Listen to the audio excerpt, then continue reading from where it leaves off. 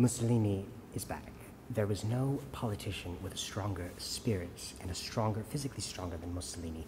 A street fighter since elementary school, and a man who had his fist raised against God and raised against everybody, wounded in World War I, and the most patriotic man, and he was a sword dueler returning home to a scared wife, drenched in blood from his addiction to sword dueling, and a street fighter who at one point was caught in bed with another man's wife, and the man who was angry, Mussolini just basically knocked him out, and he was kicked out of school for fighting and misusing knives. That's a very bad thing, but what it shows is he was strong. He was against everybody, but at the same time, he had another side to him. He conquered Rome peacefully like Gandhi. It was a bloodless transfer of power. A state of siege was called by the prime minister, and it was overridden because Mussolini was considered a man with...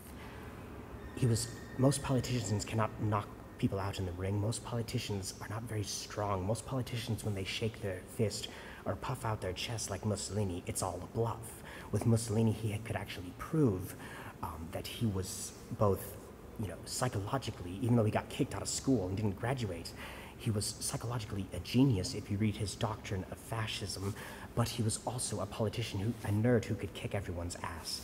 Now, he had to die, just like Jesus Christ had to die, and he had to be humiliated, hung upside down, urinated on, rocks were thrown at him, he had to be spit on, he was used as target practice. People said, "You who would rebuild Rome, look at you now."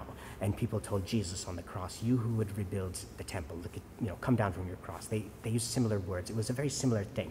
So I follow the king of the Jews, naked, nailed to a bit of wood, and the upside-down sawdust Caesar in his underwear, mocked and scourged, and he spent 12 years in a box, not receiving a Catholic burial. It was all for a reason.